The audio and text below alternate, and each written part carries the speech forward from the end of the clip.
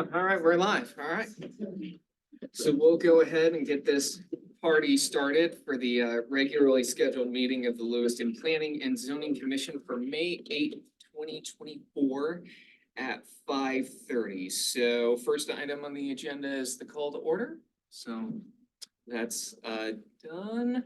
So item number 2 on the agenda is citizens' comments. So this is an opportunity for citizens to address the commission with comments and or questions about planning and zoning commission related matters that are not related to a public hearing action item on the agenda. And citizens are asked to limit their comments to 3 minutes each. So is anybody in the audience here for public comment?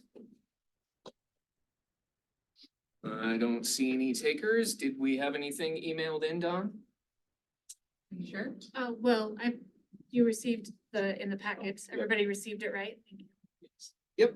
Didn't that say to reread like that? It does say that. It's It's a comment in relation to the public hearing on May 22nd for the comp plan. Oh, for the comp plan. Okay. But you guys were provided with it. Yes, yep, Yeah. yep. Currently, because Yeah. it did come to us, so. Yeah. Okay, so it'll be read at the meeting on the 22nd. Perfect. All right, so seeing as there are no citizens' comments here, well, number 2, we can cross that off the list and then move to item number 3, which is our active agenda. So number A on the approval is the approval of the April 10, 2024 meeting minutes. Mr. Chairman, Yes. I move that we approve the April 10th, 2024 meeting minutes as presented. Perfect, it's been moved. Is there a second? I will second that. Perfect, it's been moved and seconded that we approve the April 10, 2024 meeting minutes. All in favor? Aye. Aye. Any opposed? No, all right. Moving along, item B is the approval of the April 24th, 2024 meeting minutes. Vice Chair. Mhm. I do need to make a correction to those meeting minutes. In the call to order under Commissioners present, I did have Mike still listed, Oh, okay. so That's what I was trying to. thank you. Needed to remove him, Okay, so do we want to make a motion to approve those minutes with the correction? So moved.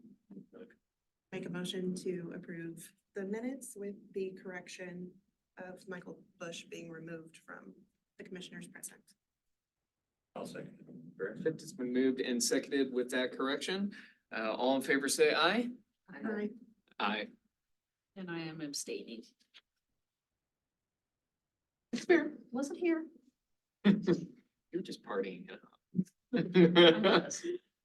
All right, item C for our active agenda is consideration of the preliminary plat for East Ridge Estates and consideration of the associated reason statement of relevant criteria and standards and recommendations to the city council, and this is an action item.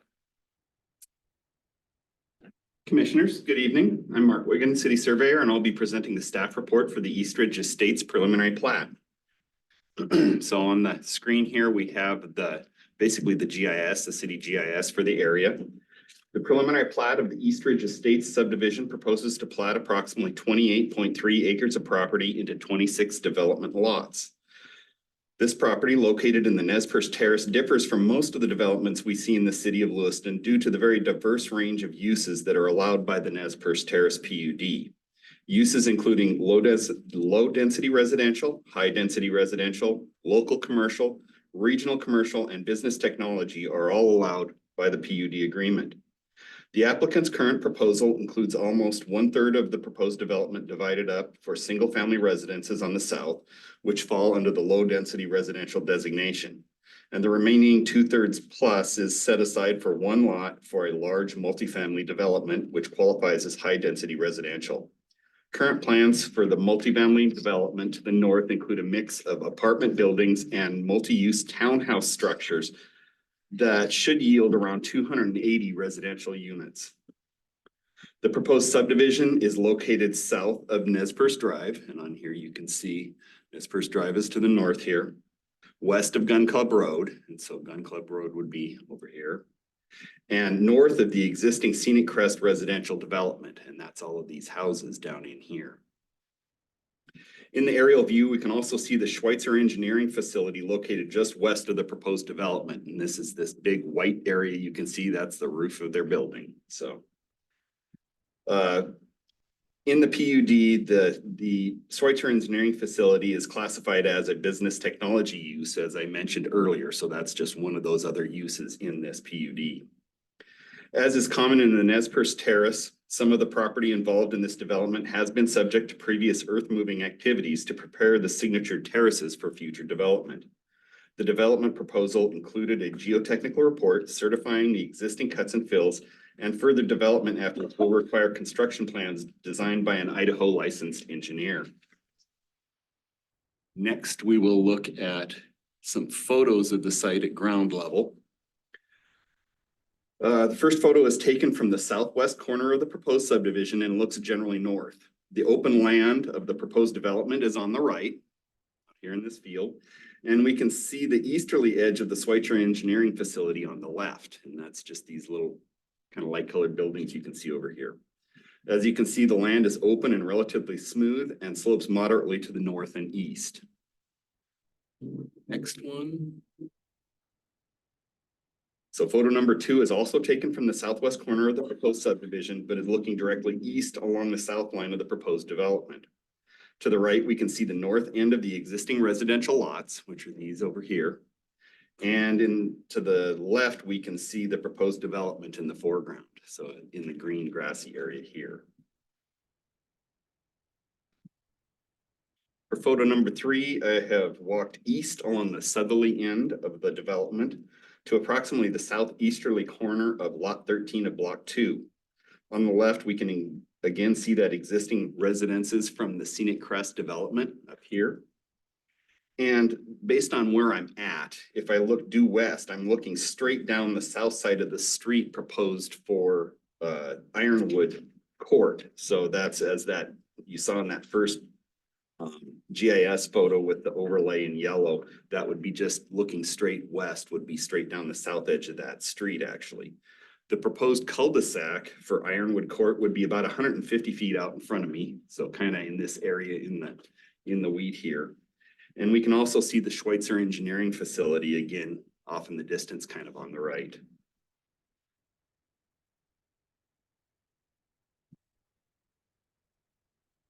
So for the next photo, I've turned about 45 degrees to the right. I'm same location, but I'm looking out across the center of the proposed development toward the northwest corner of the development.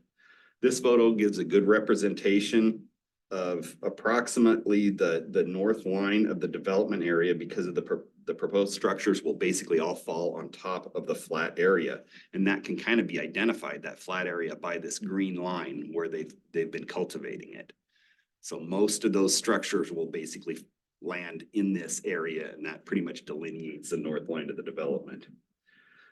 To the north or right of that line are the steeper slopes that then go down to the next terrace below. So the additional kind of, dirt, rock, whatever you see down to the right of that is down on that next terrace below. In this tonight, I decided to add, I kind of was thinking back over that and noticed that I'd left out a couple photos and you don't see much of what happens to the west. So I decided to add a couple of additional photos to tonight's presentation that kind of show that area and give you a little more perspective on what's happening, to the east of the development. So I'm in the exact same location as I was for those last 2 photos, but now I'm looking due north. And this street you could see in the last photo, but now we can also see this is Gun Club Road down here, and this is where Nez Perce Drive intersects. And you can kind of see the effects of some of that filling. This slope right here is a fill. Just this little bit of green down here is actually natural ground. So that's part of that fill that they use to create this terrace. And so all of this flat area is part of that filled terrace. So that gives you a little bit of concept of that and where we're at. And then if I actually turn around 180 and look due south, we kind of have the same thing. You're seeing Gun Club Road heading off into the orchards on the south. And this area, this green grassy area kind of in the foreground is actually part of the scenic crest. They have an area that's for stormwater disposal and it's just an open green area that was dedicated as a screening easement in the original plat. So that is the adjacent property in the scenic crest. And right here at the edge in the foreground, you can see that part of that fill that makes the terrace that we're standing on. So that kind of gives you an idea of what the whole area looks like. We'll now move on to the actual preliminary plat. So it's on the preliminary plat, we can see the proposed configuration of the various lots and the proposed new cul-de-sac street down here on the south end. As proposed, the new cul-de-sac street, Ironwood Court, would require the construction of approximately 1,310 lineal feet of public street and associated public utilities. As shown, the road design will utilize a 50-foot wide right-of-way and a cul-de-sac with a 50-foot diameter radius right-of-way. The proposed cul-de-sac fulfills the requirements for fire access turnarounds constructed in conformance with the Fire Department Standard Operating Procedure number 906. It should also be noted that there is an additional fire access easement heading north out of the cul-de-sac, and you can kind of see that right down here on the north side of that cul-de-sac. And that is to provide a route of secondary access for the proposed multifamily development located on Lot 1 of Block 4. So when this does eventually develop, that will allow them to have a secondary access out the south end of this if they do need something, if that primary access gets blocked. The city has an existing sanitary sewer line in Juniper Drive located west of the proposed development, and that's kind of hard to see on this one, but if I come back to our original, our current sanitary sewer is out here in Juniper Drive. So they'll actually have to then build, in order to provide the sanitary sewer service to the subdivision, the developer will need to construct sanitary sewer mains east from Juniper Drive through the proposed multifamily portion of the development and along the right-of-way for Ironwood Court. The city and the Lewiston Orchard Sewer District are also working with the developer to extend a sewer main south of the proposed development. I'll go back to our plat. So in this area right here, you can see where they have designated a utility easement. And then the current location of LOSD's Cypress Sewer Lift Station is actually shown kind of in this little gap right on the north side of Cypress Street.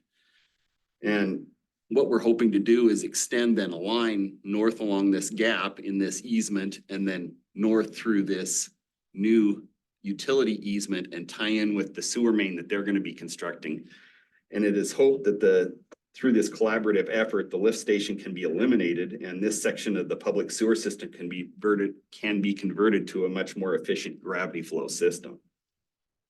City water mains will also need to be extended into the development area to provide water service for the proposed development. The mains will need to be connected to the existing city sewer system, both on the Cypress end in here, and also at the Juniper Drive end, as we saw on the GIS up on the north and west. This will provide looping for proper system function and to provide adequate fire flows.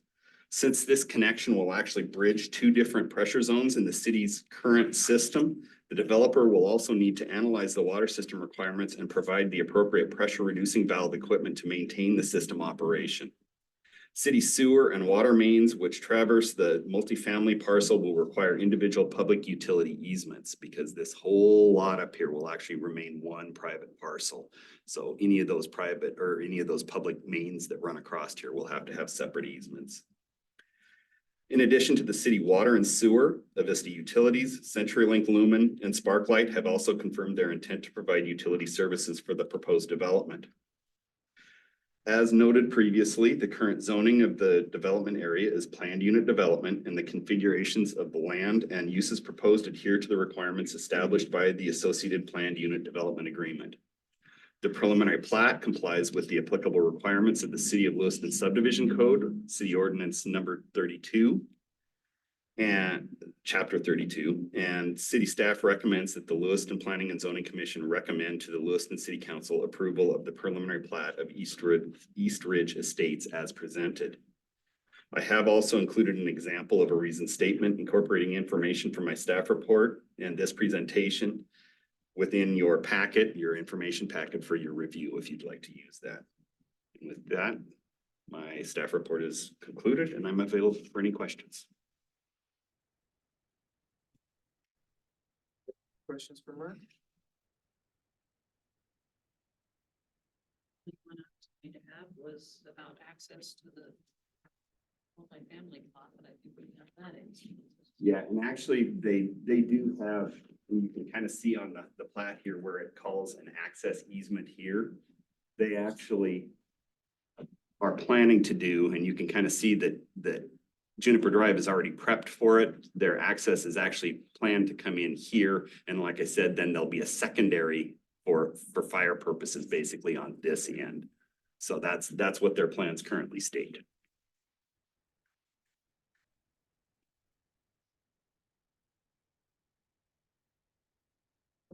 Question. I just assume that that block 8 isn't buildable. Is it the one at the very west or east end? So this one down here.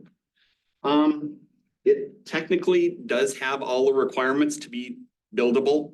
I'm not quite sure exactly what they're intending for that. They could put a house up in here. It does have all the proper frontages and all that type of stuff. It has access to all the utilities and everything.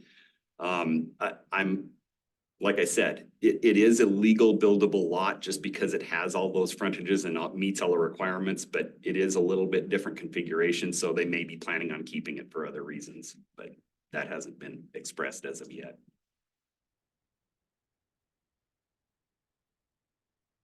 Questions, comments, concerns?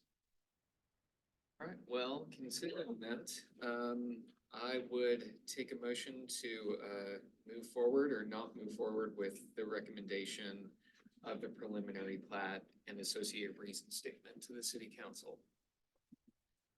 I will so move. All right, it's been moved. Is there a second? No second. Kevin has seconded. All right. It's been moved and seconded. All in favor to recommend approval of the East Ridge Estates preliminary plat to the city council? Oh, an associated reason statement to the city council, signify by saying aye. Aye. I don't think we need or have any opposed. With that, the motion passes. All right, so item D that we have is a public hearing and subsequent deliberation and direction to staff regarding the reason statement for conditional use permit application CUP 24-2. And before we get started or open the public hearing, well, actually, I guess I have to open the public hearing to explain the public hearing process. So I will open the public hearing, explain the process really quickly, and then we will go ahead and get started. So just a quick primer on the public hearing process for those attending and those listening, watching online. So the process is that we will hear a presentation from staff regarding the conditional use permit. After staff is presented and commissioners have had a chance to ask questions, we will take the applicant's testimony or presentation. Again, commissioners can ask questions after the applicant's presentation. After that, we will take testimony from the public. If there are any issues that the public brings up or questions that the public has, the applicant has a chance to rebut any of those things. After that, and after any additional questions have been asked by commissioners, we will close the public hearing and then we will start deliberations. So with that, take it away. Fantastic. Good evening, Commission. Katie Hollingshead, Assistant Planner. Tonight, we're going to look at CUP 24-2. This is a home occupation business request to utilize more than 25% of the habitable dwelling space in a home in the R2A zone. So like usual, we're gonna look at some photos and some maps. So our subject property is located at 717 Linden Avenue. Property is just over 10,000 square feet in size, which is kind of average for that area. It does contain a single family dwelling currently and an accessory building that was built last year in 2023. Surrounding uses are mostly single family dwellings, and there is a large open pasture directly to the north of our subject property. Property is located on Linden, and it's right between 7th, which is where McGee Elementary School is. And there's also a 24 unit apartment complex at that same 7th and Linden intersection. And then on the other side, on the east side, on 8th, there is, I believe Cascadia, which is a care center. And then there's a series of apartments and like duplexes, fourplexes. So on the other end of the block. She's right smack dab in the middle of those things. So looking at our zoning map, subject property marked out in red with the arrow next to it. So our subject property is located in that R2A, which is our low density residential zone. So that's the green color. To the west is a section of R3, which is our medium density. And then to the south, so south side of Linden Avenue is the kind of the line, if you will, is our Bryden Avenue Special Planning Area B zone, which is a specialty planning area along with our Bryden Avenue Special Planning Area A zone that goes the length of Bryden between 5th and almost to 10th, kind of zigzags a little bit towards 10th. But that's kind of a mixed use zone. The B zone is more heavily towards residential uses, but does have some limited commercial uses that are allowed. And then since the accessory building is brand new, was built at the end of last year, our GIS has not had new photos done since it came into being. So this is the site plan from that building permit. And so it shows the existing smaller outbuilding that was there, is kind of crossed out. And then you can kind of see, it's hard to see in this photo, but trust me, it's there. You'll see in my pictures. And you can see the outline of the proposed structure and its setbacks from property lines. So then looking at the house itself, so this is our house. So I'm across the street, obviously. Linden is it's one of the skinnier roads, so it only has that 20-foot paved right of way. So you can see where my gray Toyota is right here. I'm actually parked in the right of way. It's just not paved. And you'll see in some next photos, there's a similar situation across the street where there are some houses that have that gravel parking area, we'll call it, that's part of the right of way. And then some are utilizing that right of way space as yard. And then looking west down Linden, again, you can see the paved area is this skinny street here. This is my car here parked in a graveled area that's also part of the right of way. So ditto, like this person's piece of front yard is technically in the right of way. And then turning around and looking east, again, this is the neighbor kitty corner from subject property. So they have, again, that graveled area that's part of the right of way that they are utilizing for additional parking in front of their home. And then this is our accessory building. So you can see it looks like standard shop with a little overhang over here. And then from the other side of subject property, looking at it, so, you know, door, there's a man door here, there's a man door here, some windows. And there's the horses in the pasture behind. They were very nice. They wanted to check me out. So that is, show you. So that's this structure here that you can see in my photo. And then the horses have this whole large area that they hang out in. That borders both the subject property, the neighbor's property, and then it belongs with this property right here. And then T's kind of back here. So we'll hang out on this one because I think it gives us the best look at everything. So accessory structure is 900 square feet. The applicant wishes to use the entire structure for her health and wellness business. Currently she uses a room within that structure that is 208 square feet, and she performs massage therapy out of that structure, and that's what her current home occupation business license is for. She would like to expand her business to offer other wellness activities such as yoga, strength training, Pilates, meditation, and other wellness activities. Applicant has held her home occupation license at this location since February of this year and previously offered massage at a commercial location. The applicant's existing single-family dwelling is 1,016 square feet. So it's just a smidge larger than the accessory building. So using all 900 square feet of the accessory building for home occupation business purposes based on how City of Lewiston code is written, and because you can only count your habitable square footage when you're looking at that, not the combination of the two, right? Is 89% of the gross area of her dwelling. So as stated in the application that you have a copy of in the packet, applicant plans on offering small classes for exercise, wellness education, etc. This would be 5 to 6 participants. So this follows the perimeters of section 37-141, which talks about instruction given in home occupation businesses and limits those sorts of instructions such as yoga or athletic instruction for up to 12 persons at one time. Applicant has a gravelled off street parking area. You could kind of see it there. I think it looks sort of easier to see. So there's this area. So the grass is kind of where the actual right of way ends.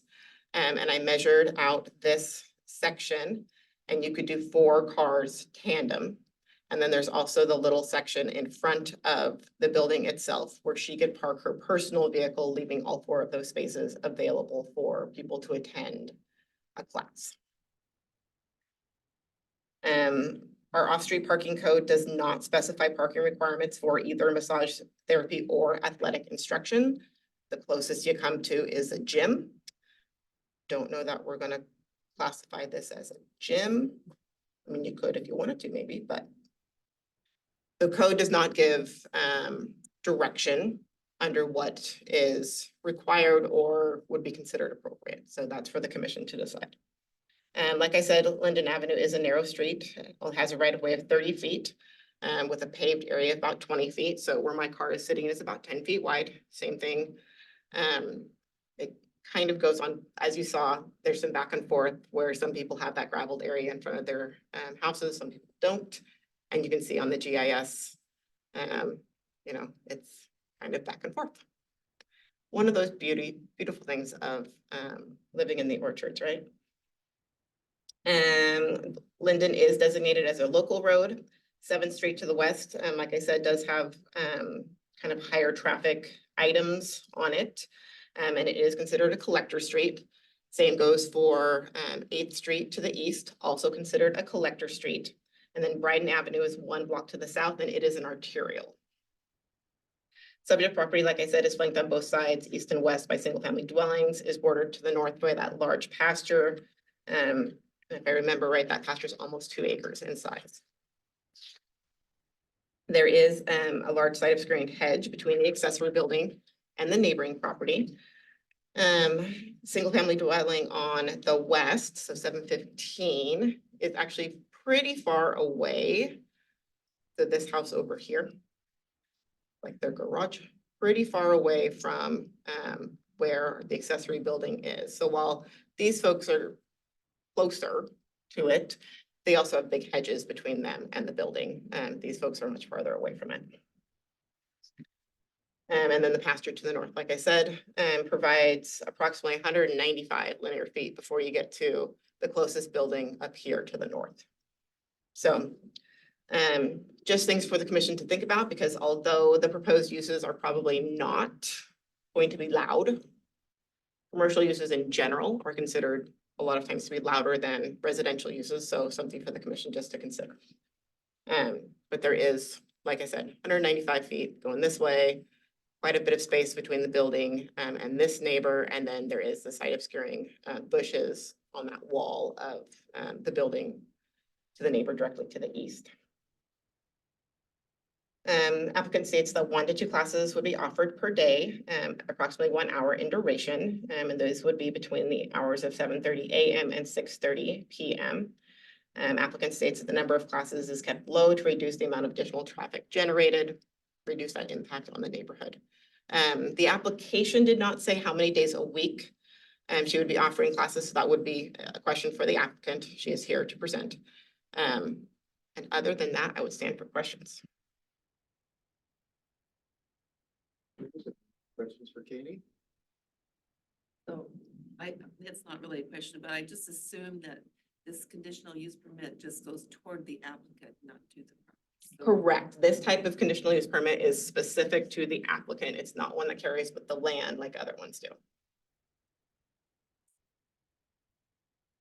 And actually, it goes with the applicant's business, so her and her business, so it wouldn't necessarily be to say it was approved and she could do her health and wellness business and decided that she's going to change that and I do something different that was vastly different than this, make, machine parts or something.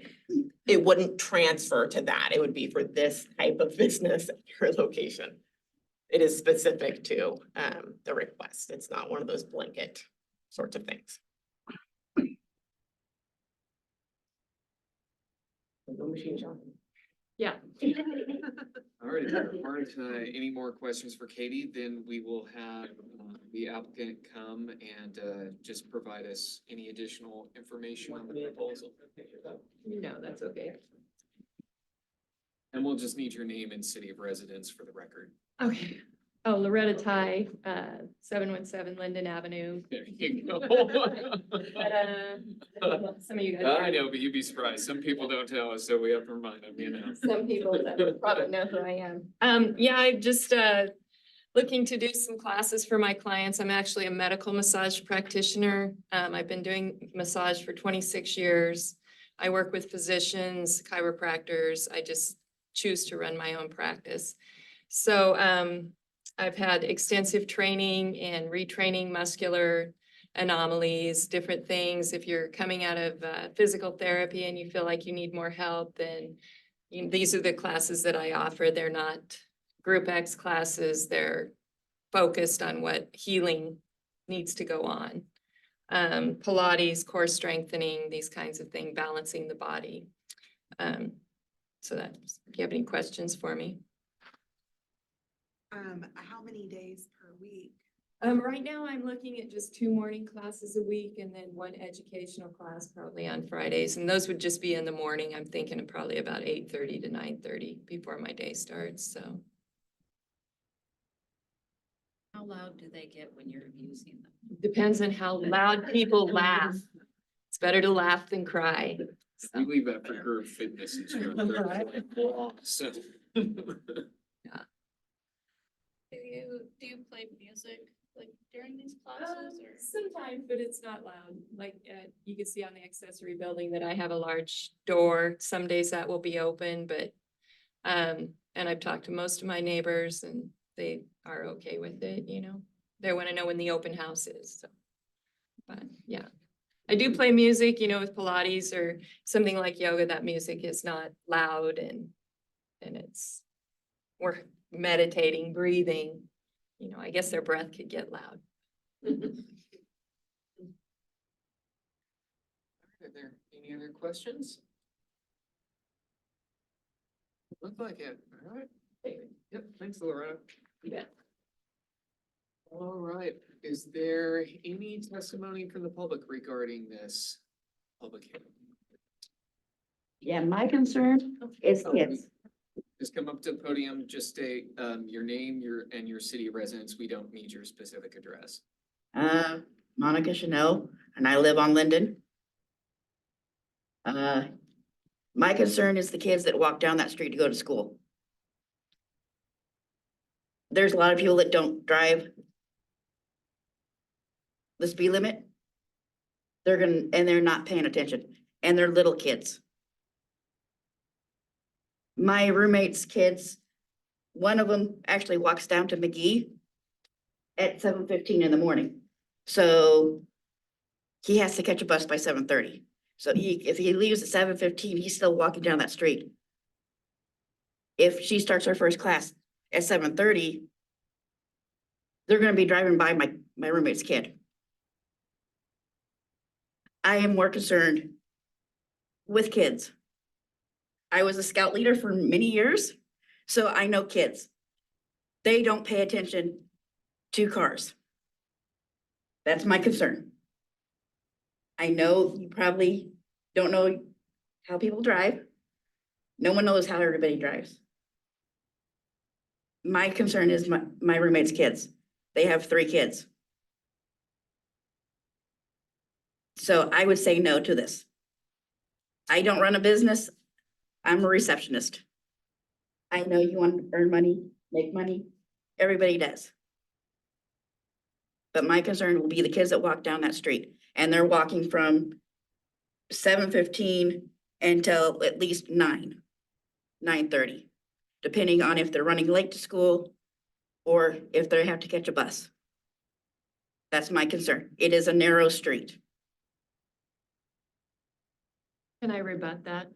Yeah, are you finished? Yeah. Okay, yep, then go for it. Oh, thanks. So, first of all, I said that I probably wouldn't have a class till 8:30, but if I had a class at 7:30, I've lived on that road for 20 years.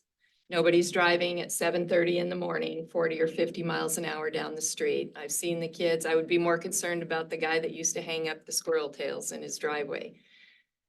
That concerned me and nothing ever happened with that. But I also have a child. I have grandchildren. You know, I'm very aware of the kids. The school is right down the street. I think everybody on that block is aware of that the children are out there. The other factor with that is the people that I work with are very responsible people. This is not a gym. They're not coming for the $5 class. They're coming to get better and they're paying money for it. So I'll just say that.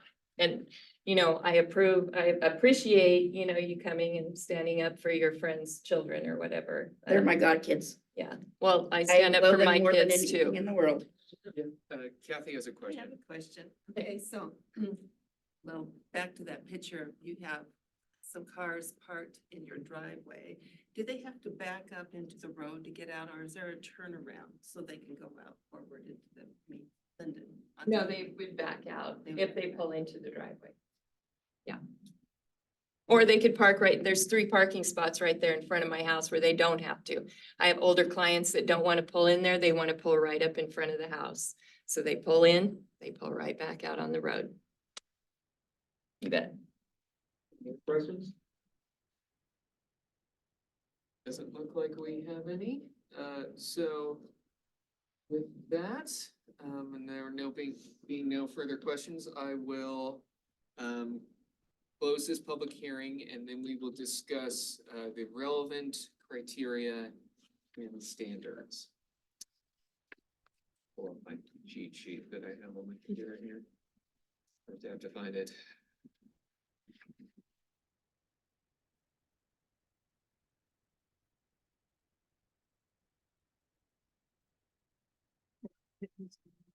Page 43.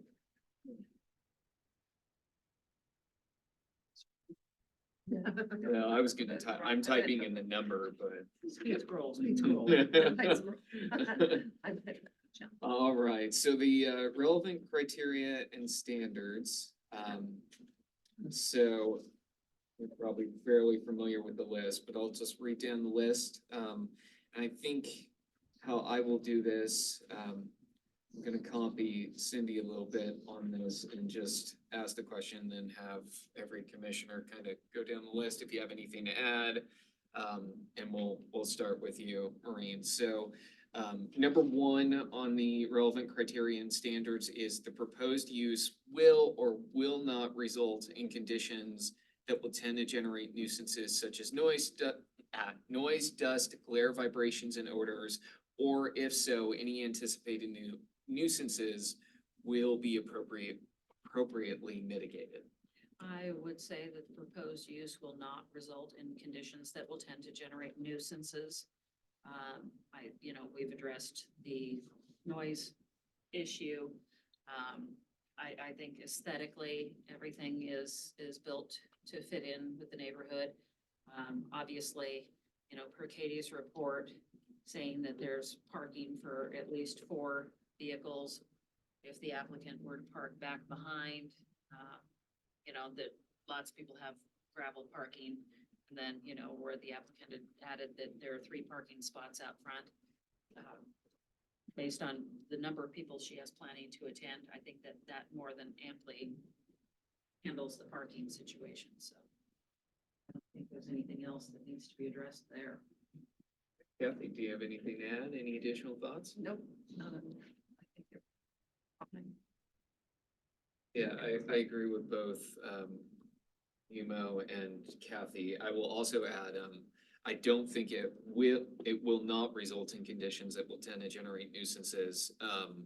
And knowing something, being a fitness instructor myself and actually playing loud music for my classes, I can tell you that, for classes like yoga and others that I don't teach, but I have seen and attended, the music is not booming. No. So I don't anticipate that to be a nuisance, at all. I would agree. There's the shrubs blocking the one house and then the other one is a significant distance away. And also just to it's yoga and meditation, not group fitness, so. I don't see- Right? I don't see any issues there. Kevin? I'd say that it will not result in the conditions of the dust, noise, glare, that probably would have been building the building. So, Yeah. Anything to add? No, I mean, that was my reasoning for answering the music question, but with the types of classes and type of music she's essentially playing, I don't think that would be an issue. Parking was my other thing. The number of classes and the number of people. That being an issue for. So that will not result in conditions. So item number 2 on our relevant criterion standards list is the proposed use is or is not a public necessity but is or is not justified by the applicant and deemed to be of benefit to the public. And Kathy, I'll let you start us off. Well, I believe it is not a public necessity, but it is justified by the applicant and beneficial to the public. Yoga classes, massage, health benefits. I don't know what else to say. I'll add that. Mental health, maybe. No, I'll add that I agree, Kathy, on those points, and I also think that the fitness in general is a good thing, but also that it also is allowing an applicant to expand their business, which also has beneficial impacts for the city and the community at large. So for those reasons, I will say it is not a public necessity, but it is justified by the applicant. Go for it. I agree. I have nothing to add to that. Really, I'm gonna say that it is a public necessity. I mean, any healing that is non-pharmaceutical, I think, is a benefit. And it is justified by the applicant, so. Jay, do you have anything to add? Fine. They're a little limited in most sense, so I think it is a public necessity, was justified by the applicant. Maureen? I'm actually going to agree with Shay and Kevin as well, that it is a public necessity. I don't know if anyone else has gone out and attempted to get actual medical massage and actual additional healing and treatment post-accidents or, injury, things like that. But it is something that is needed in our community, and far too often, there are a lot of people who don't want to go to a large group gym. And so small classes or one-on-one is something that I think is more needed in this area. It's really hard to find somebody who's going to work with you one-on-one. So I believe it is a public necessity and is absolutely justified by the applicant, deemed to be of benefit to the public. Okay, so are we going with it? Is a public. Sure, I'll go with this. I will go with it. I'm fine with As it. well. Yeah. We're 3 of 3. Yeah, we are. Yeah, that was sort of in the back of my mind, like it's a balancing test, I know that, but to give you direction on what to write. Is. Is. Yes, yes, yeah. Thank you. I'm okay with all of that. Yeah. Is and is. All right, item number 3 on our relevant criterion standards, the character of the proposed use, if developed according to the plan as submitted, will or will not be in harmony with the area in which it is located. So Emily, I'll let you start us off. I mean, I think that it will be in harmony as much as it can be in that area. You have a pasture and residential, so I mean, there's nothing that's standing out to say that it would not be in harmony, and I think that it would fit in just fine in the area that it's located in. Kevin? I will, say that it will be, in the character. Agree. Is there any particular reason? Jen can be the stickler on you, Kevin. I got you, Well- Kevin. If you don't got it, No, I'll get I you. mean, it's a small enough, business, it's, you know, the characteristics of it. As far as infrastructure goes, it's already there. I understand that the road is small. That's one of the things that kind of all over the orchards up there. But just because of the size of it it fits in. Jay, do you have anything to add? I agree with Kevin, just the size of it for the business, I feel like will fit in nicely. It's doing gym or something like that, so. Will fit in. Maureen, do you have anything? I also believe that it will fit in. I mean, I think, you know, if you really stand back and look at the neighborhood, you have, retail just a block or so away, and then you have, long-term care residential facility less than a block away the other direction. So it isn't like there isn't kind of a multi-use. I agree with having the, you know, you've got the horses in the back, which could also be therapeutic. You never know.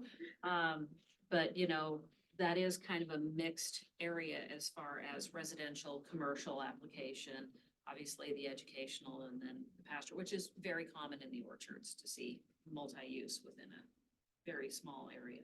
And I would add on to that too, that what has already been built, I mean, it looks like a shop, it looks like a. Yeah, like every barn. other shop in the area. It fits in with that. It's not like you've got a giant neon building. It's not Jim. You're right. Literally, it's not Jim. Yeah, big night, neon sign, eat Echoes, eat Echoes. Exactly. Yeah, do you have anything to So, add? in Harmony, I see these kids walking to school, like here. And honestly, I think the people that go for yoga classes and that type of thing aren't going to be the people that are going to be going 40 or 50 miles. Honestly, I don't think that's that clientele. And I'll just add, for number 3, I think it is in harmony with the area. I think the size of the proposal is why it's in harmony with the area. If you're talking about group classes that are, you know, 3 to 6 people, even 3 to 8 people, that's not a huge amount of traffic. And also considering the demographic that's likely to use those classes, they're not gonna be the ones that are likely to barrel down that road. So I also agree that, it is in harmony with the area.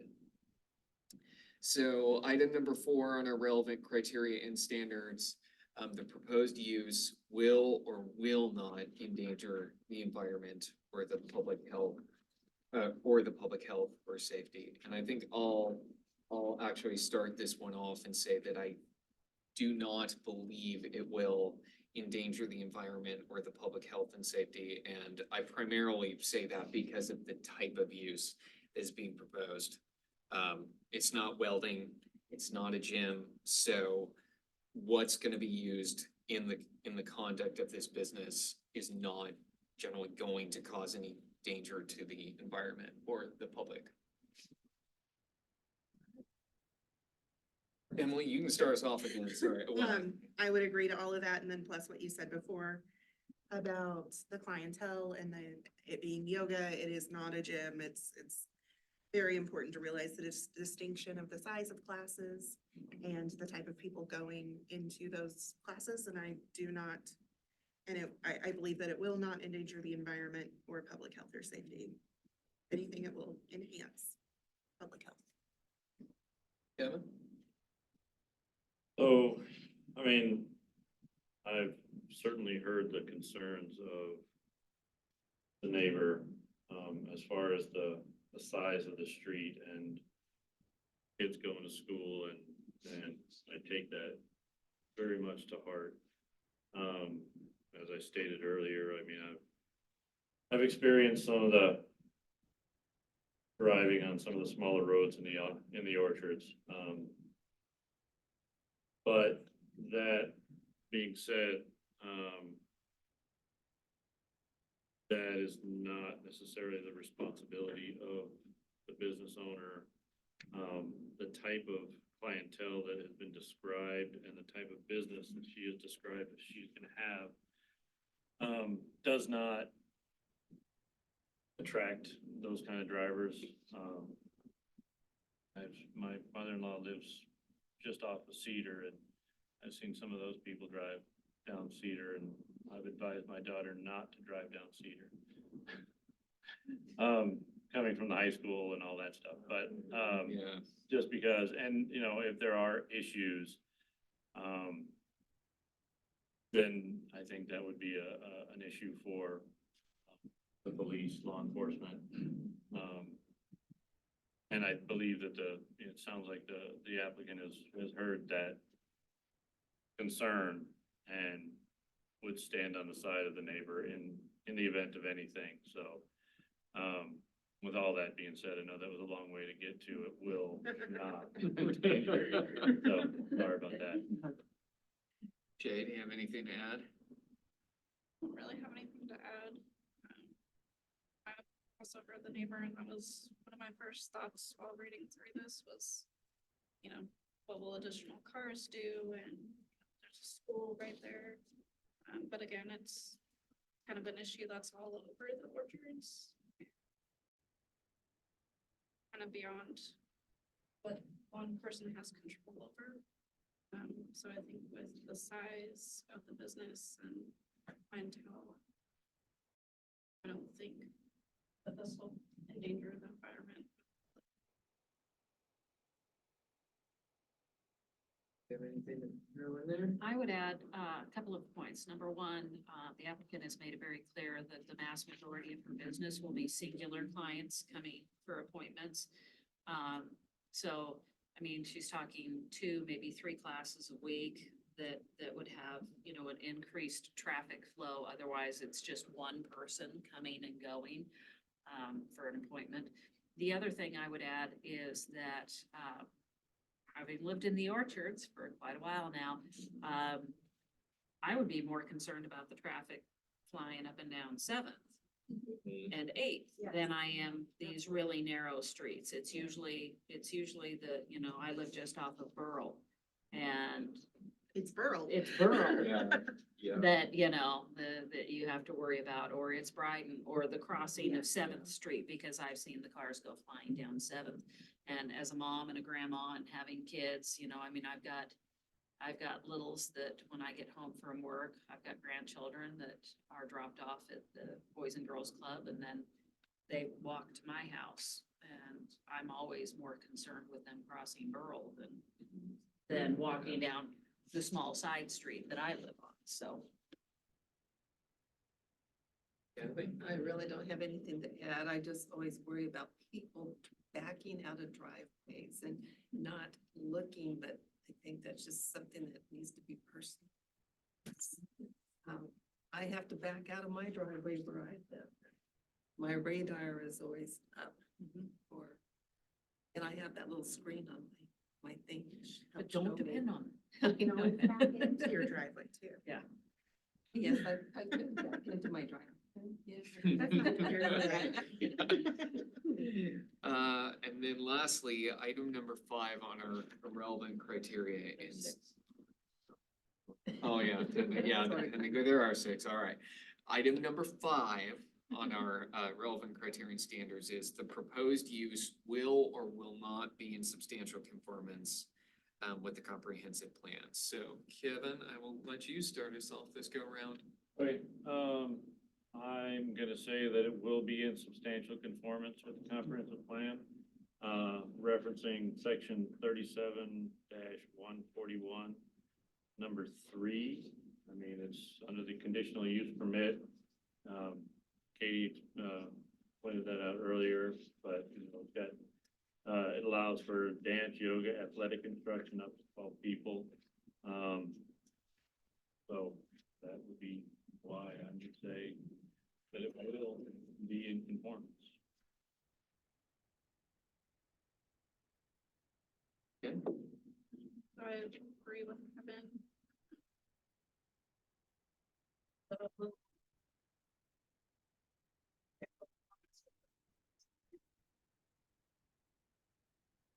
Great. I would have to agree with Kevin and Shay as well. I think that, you know, the fact that the applicant has been in that industry for quite some time, you know, and this is really providing an opportunity to expand the business from what she is currently doing and offering that to the rest of the population, I think is a benefit to the community. Do you have anything to throw in there? No, not really. It's interesting that it's in neighborhood number 5, the West Orchards. We talked about neighborhoods a little bit earlier. And it looks like there's a myriad types of things going on in that neighborhood. This seems to fit. I will also agree that it is in substantial conformance with the comprehensive plan. I mean, it fits all the requirements, which is the main reason it's in conformance with the comprehensive plan. But my take on that is also that the footprint is smaller than we've made the comparison to a commercial gym, which is a fair comparison. But also that because of that small footprint, it's also a home business, and that's what home occupational licenses are for. The comprehensive plan allows for things like this. And that's why I think it fits within the comprehensive plan, so. Emily? I would agree. Perfect. Wrote down to the last one on the list, cause I used my packet. Item number 6 on our relevant criteria and standards. Pursuant to Idaho Code 67-6512, the conditional use permit may be granted subject to the ability of political subdivisions, including school districts, to provide services for the proposed use. I don't think, did we have any commentary from any entity on this? All right. Needed. Yeah, no, I don't think it did either. So, considering that and considering the discussion we've had on the relevant criteria and standards, I would take a motion to direct city staff to put together a reason statement for conditional use permit application CUP 24-2. Make said motion, Second. and I would make it to go ahead and approve. Yes. I saw Jen in the background being like, you got it, keep up this page. I'm getting there. So it's been moved. Emily, did you second it? I believe Kathy did. Oh, Kathy, okay. It's been moved and seconded to direct city staff to craft a reason statement, reason statement approving conditional use permit application CUP 24-2. So with a motion and a second, all in favor say aye. Aye. Aye. All opposed? None? All right, motion carries. So that moves us to item number 4 on our agenda, staff commission communications. So is everybody going to be here for the May 22nd, 2024 public hearing on the comprehensive plan?